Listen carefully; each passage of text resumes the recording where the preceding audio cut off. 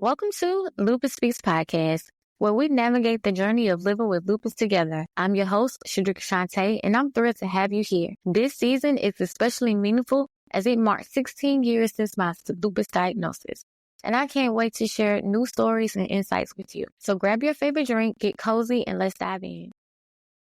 Hey everyone. Welcome back to Lupus Speaks. It's your girl, Shedrica Shant'e, and I'm so glad that you tuned in today. I hope you've been doing well and you feel good. Now, I don't know about you, but I've been in full on planning mode as we wrap up this year and starting to think about 2025. Like, can you believe it's already December? I mean, time really does fly.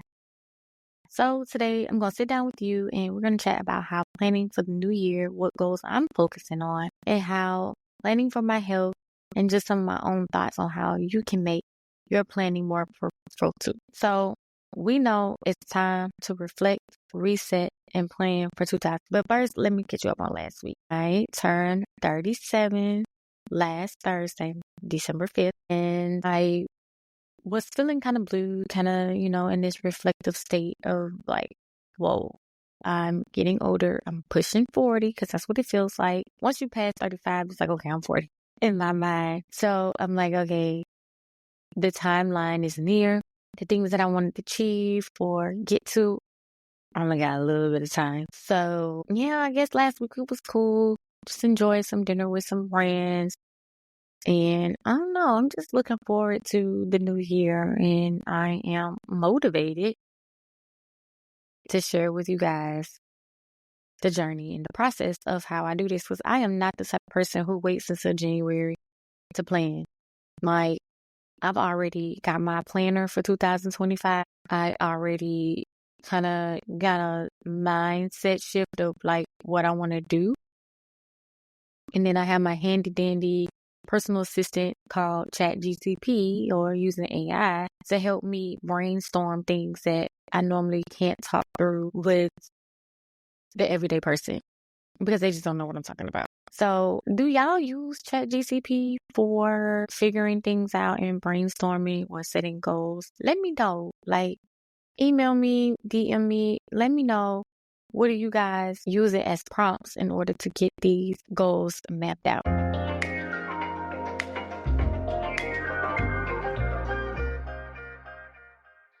Lupus warriors and friends, I need your help. I need your help to make Lupus Speaks even better for you. I'm running a quick survey to learn more about what you love, what you need, and how I can bring you more value. Whether it's podcast topics, resources, or tools to help with lupus life, or even building your dream business.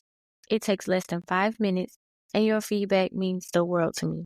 So head to the link in my bio or to visit the link below to share your thoughts. Together, we can make Lupus Speaks the best it's ever been. When it comes to planning, I've always been super obsessed with paper planners and like all the things like the washi tape, the stickers, the colorful pens and highlighters. I love the experience of writing stuff down and obviously just making it look pretty. It just feels more real, and the way that it looks, it makes me want to do it more just because I spent that time creating it visually for me to want to look at. I used to be so into it that I actually have a whole YouTube channel called Playing with Shedrica, where I share my paper planning journey. I mean, like hauls from shopping, and like, it's crazy. Now, I did take a pause on my YouTube channel because I really wanted to focus more on Lupus Speaks. But 2025, I am revamping Playing with Shedrica. So if you guys are interested in paper planning or planning in general, go check out my old content over there. Get familiar with it. And if you do want more planning content like that, then let me know, because I'm ready. I'm just ready to start it back up because it was fun. I enjoyed it. So at the end of 2023, I wanted to try something different when it came to planning, because I was like, okay, well, got this little one. Maybe I just don't have the time to really sit at my desk and apply stickers and all of these colorful pens and whatnot. So I wanted an iPad because I wanted to try digital planning, and oh my, I love it.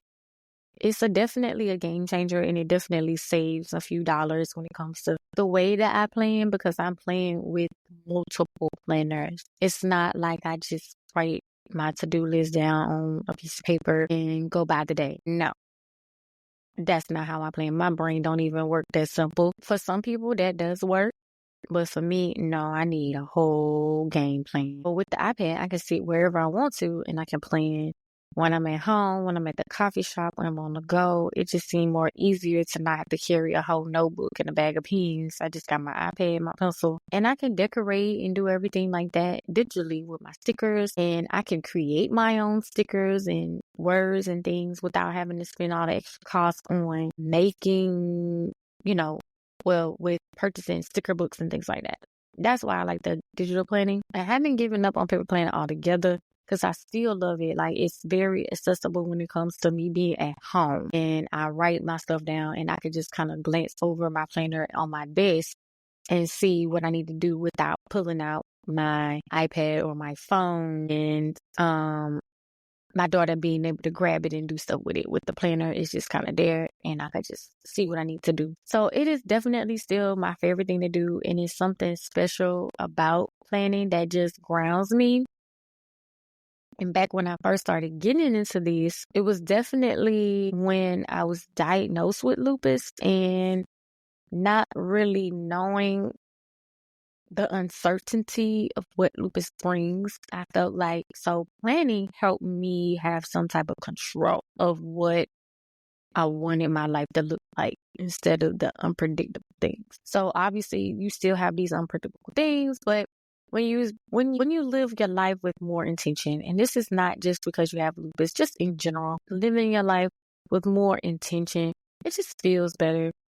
And like, just having lupus, it just requires you to be so much intentional with your time and the energy. So if you plan, then I don't know. It just feels more purposeful to me. So I used to just check things off the list, but over time, I just realized that planning is so much more. I mean, it's about, I don't know.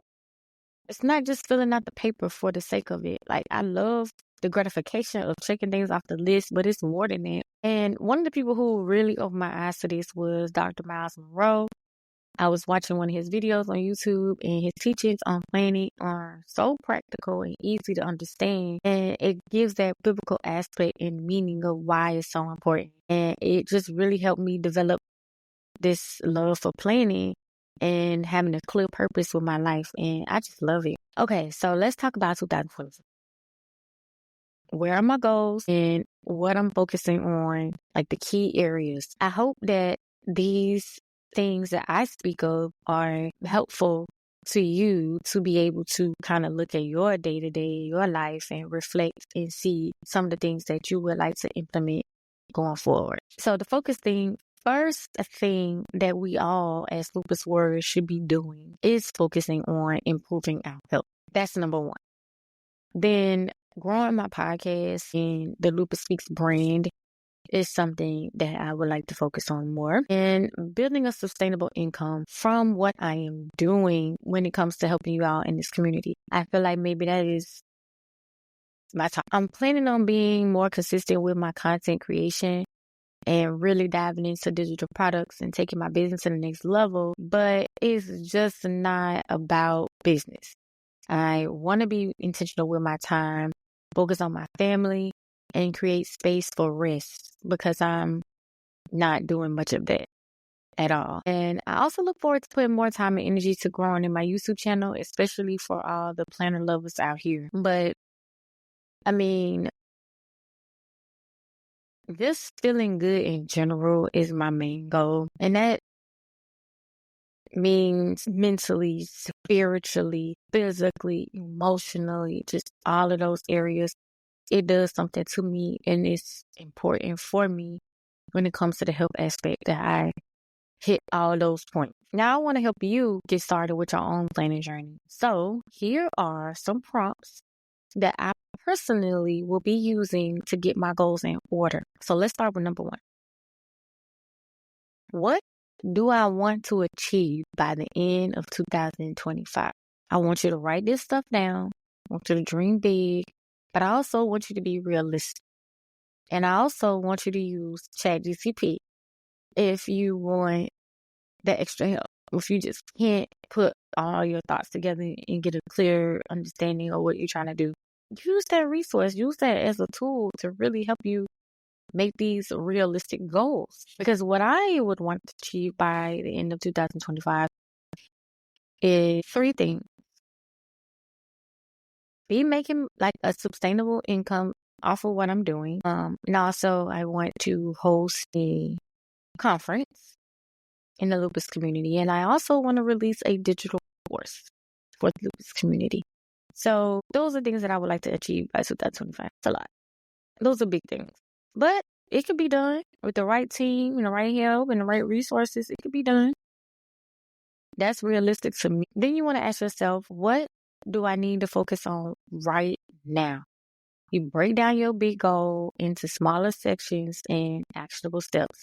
And also, like a question I like to ask is not like what I need to focus on right now, but what do I already have to start?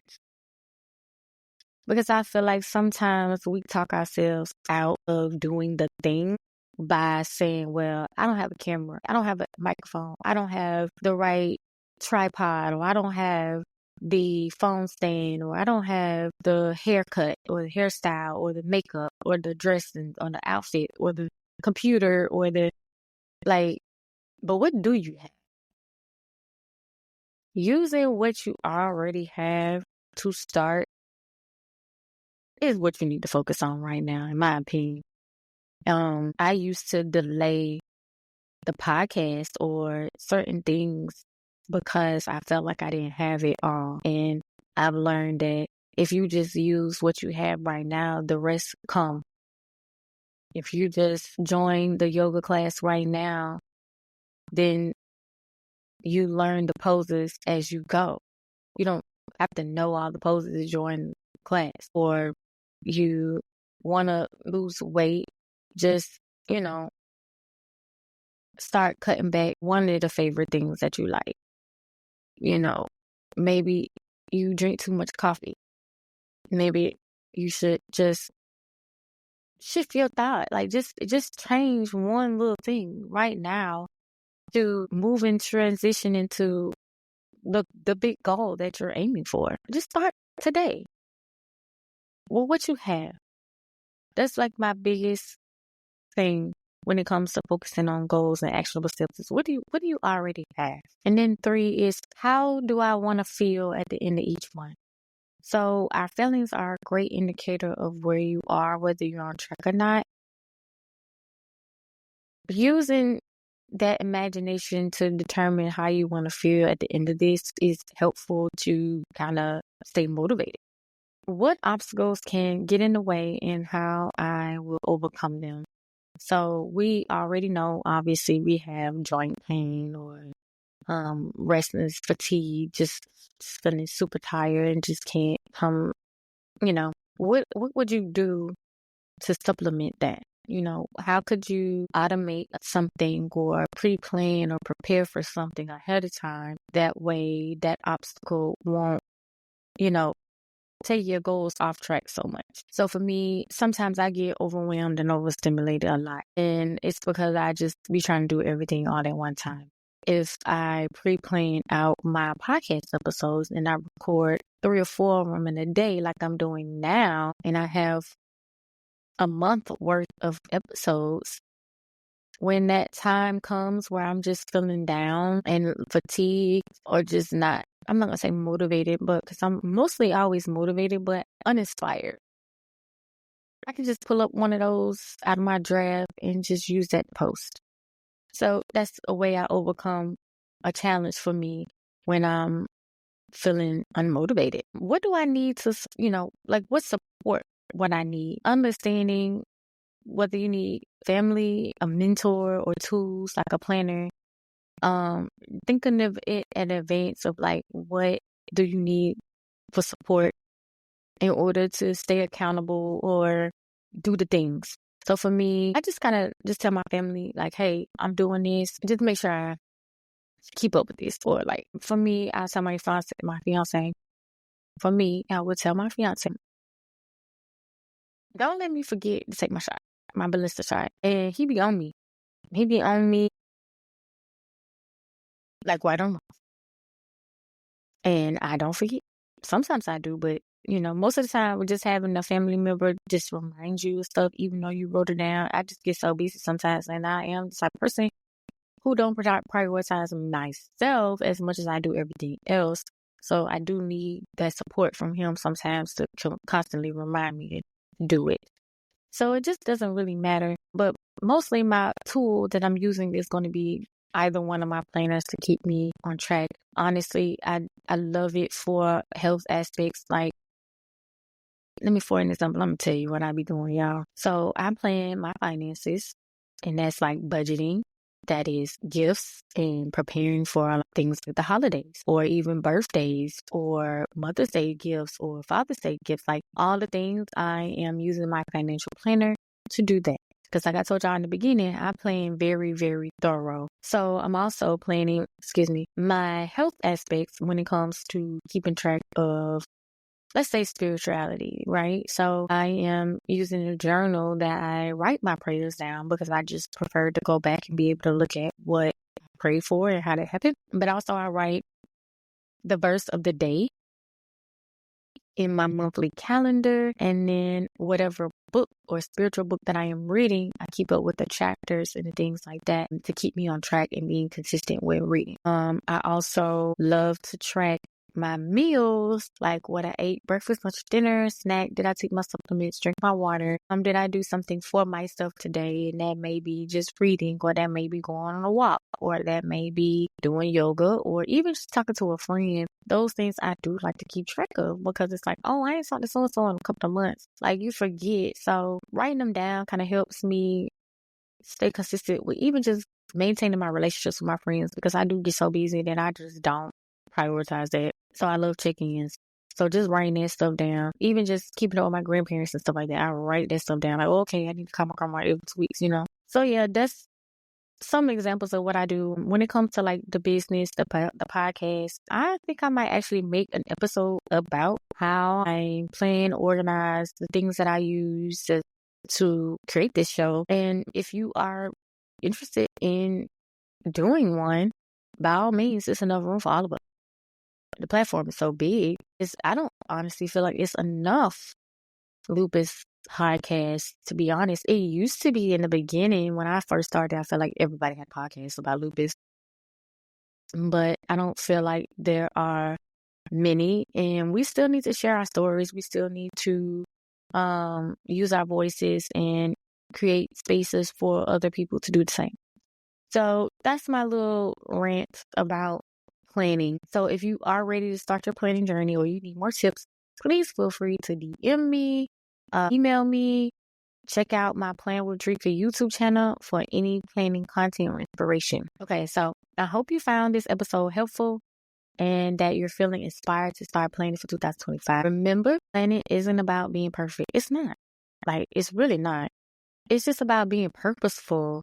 Like, who want to look forward? Like, just even keeping track of your medical appointments and staying on that. Like, even though it's important to keep track of those things, you want more purpose out of, life. So I'm so excited for what's ahead, and I'll be here every step of the way. So if you want to chat more about planning goals or anything else, please connect with me on social media or drop a message. Let's make 2025 our best year yet, because I know I am. Thank you so much for tuning in today's episode of the Lupus Speaks podcast. I hope you found some inspiration, encouragement, and a few loopy gems to carry with you on your journey. If you enjoyed this episode, be sure to subscribe, leave a review, and share it with other lupus warriors who might need to hear this. And remember, you don't have to walk this path alone. We're building an incredible community here, so follow me on Instagram and TikTok at Lupus Speaks, or check out lupusspeaks.org for more ways to connect and get involved. And until next time, peace and be intentional.